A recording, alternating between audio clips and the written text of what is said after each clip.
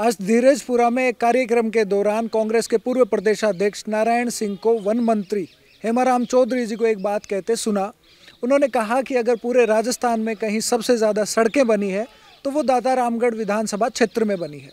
राजस्थान में हेमाराम जी राजस्थान की बात कर रहा हूँ, के लिए किलोमीटर में राजस्थान में सबसे ज्यादा किलोमीटर सड़क बनी है तो दातारामगढ़। उसी कार्यक्रम से निकलकर हम सीधे पहुंचे दातारामगढ़ विधानसभा के उसी क्षेत्र से करीब 12 किलोमीटर दूर एक छोटे से गांव कांटिया में। वहां तक पहुंचने के लिए जो सड़क थी वो ग्रेवल सड़क थी, जो पिछले 3 साल से बनने से अधूरी रही है।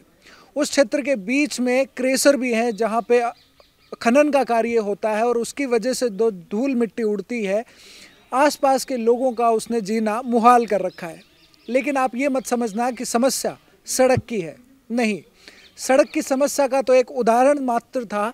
इस गांव में समस्या वो सारी है जो आप सिर्फ सोच सकते हैं शहरों में बैठे जब आप इस वीडियो को देख रहे हैं।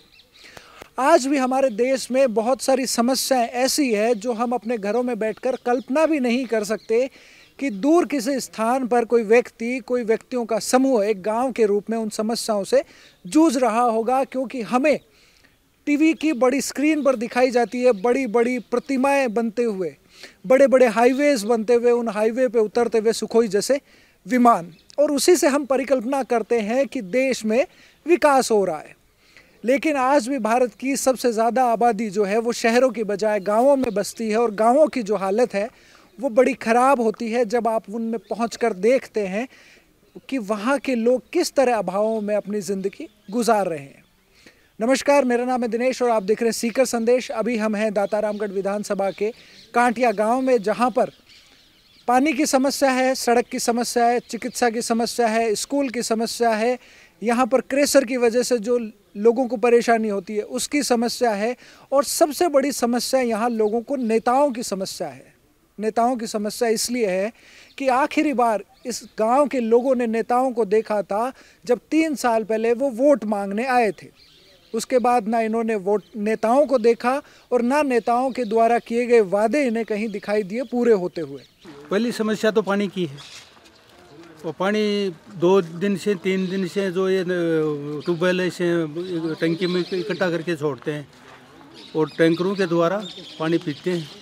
दूसरी समस्या ये खोरा हेडक्वार्टर, पंचायत हेडक्वार्टर खोरा, उसका आवागमन का बिल्कुल ही रास्ता ख़राब है। और तीसरी समस्या है कोई अंगुली भी कट जाती है तो दांता जाना पड़ता है, यहाँ कोई ट्रीटमेंट करने वाला है नहीं। और ये क्रेशरों के डस्ट वगैरह उड़ती रहती है, इससे दमा के मरीज़ और हार्ट अटैक के मरीज़ हो रहे हैं। यहाँ पानी पुनी चलाने का वो कई दफ़ा इनको बताया पर वो करने सुनने को तैयार नहीं है। यहाँ तो समस्या ही समस्या है, समाधान तो कोई अभी तक दिख नहीं रहा है। समस्या ही समस्या है यहाँ तो। निवारण के लिए सबसे पहले पानी की जो समस्या थी सन 2000 के अंदर, मैं जब इस गांव के अंदर आया रिटायरमेंट होकर के, तो मुझे सबसे प्राथमिक जो पहली समस्या जो दिखाई दी वो पानी की दिखाई दी। तो मैंने मेरे स्तर के ऊपर गांव वालों को साथ में लेकर के और पंचायत समिति तक आपस में मेल मिलाप किया। तो उस वक्त में स्कीम थी एक पायलट प्रोजेक्ट। तो पायलट प्रोजेक्ट के तहत हमने एक वहाँ पर जाकर के प्रधान जी से बात की तो उन्होंने कहा कि एक समिति गठित करो। समिति गठित करके और आपको पायलट प्रोजेक्ट के तहत में पानी सप्लाई कर दिया जाएगा। तो हमने उनके कहने के अनुसार एक समिति का गठन किया। गठन करके जा कर के उनको बोला कि हमने जो आपने बोला था हमने समिति का जो है गठन कर लिया गया, जिससे हमें 25 लाख रुपये 18,25,000 रुपये पेयजल के लिए स्वीकृत हुए। जिससे एक जो आपको सामने दिखाई दे रही है पहाड़ी के ऊपर टंकी, और एक हमारे तड़ाई है हिरवास, जब जाते हैं तो रास्ते में हिरवास के और कांटिया के बीच में वहाँ पर एक ट्यूबवेल जो है बनवाई गई। उसके तहत क्या है, गांव वालों के उसका बिजली का बिल पायलट प्रोजेक्ट के तहत में क्या होता है कि बिजली का बिल जो है गांव वालों को पेड करना पड़ता है, पेमेंट करना पड़ता है। तो पेमेंट करते। कुछ साल बीते 2005 और 6 तक, शायद 5 और 6 तक जो है वो पेमेंट ऑन पेमेंट वो पानी पिया। अभी वो ट्यूबवेल ही सूख गई।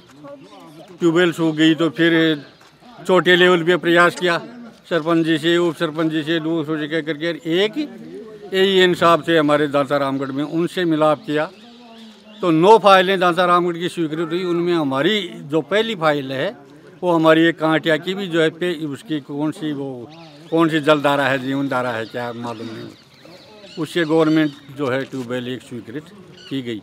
वो भी 6 और 7 के बीच के अंदर स्वीकृत हुई। वो ट्यूबवेल अभी तक जो है थोड़ा थोड़ा पानी दे रही है। अब बताइए 6-7 से लेकर के ट्यूबवेल की वो एक ट्यूबवेल सरकारी ट्यूबवेल के नाम से एक है, उस पर आदमी जो है वो गांव वालों के खर्चे के अनुसार उसका रख रखाव है वो गांव वालों के ऊपर है।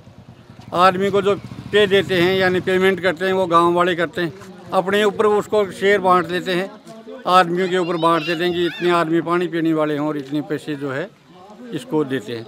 इस प्रकार से एक अपने लेवल के ऊपर वो एक ट्यूबवेल तो जरूर की है सरकार ने। तो आपने लोगों की समस्या को सुन लिया, उनकी जो स्थितियां हैं पहले कैसी थी अब कैसी हैं वो आपने समझ लिया। आपने देखा कि किस तरीके से ना विधायक ने इस ओर कोई ध्यान दिया, ना सांसद ने कोई इस ओर ध्यान दिया।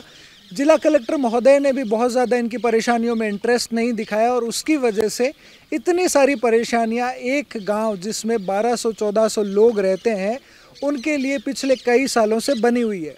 3 साल से जो अधूरी पड़ी सड़क है वो भी आज तक पूरी नहीं हो पाई है और ना ही पूरी होने का कहीं नज़र इनको दिख रहा है। उम्मीद करते हैं कि आने वाले समय में सरकारों को, सरकारी व्यक्तियों को थोड़ी सी सद्बुद्धि मिलेगी और वो आकर इन गांव वालों की जो समस्याएं हैं उनको पूरा करेंगे, उन समस्याओं का निवारण करेंगे ताकि इस गांव के लोग चैन की सांस ले सकें और अभावों से निकलकर ज़्यादा बेहतर कल में जी सकें। उम्मीद करता हूँ इस गांव का आने वाला कल आज से बेहतर होगा। धन्यवाद।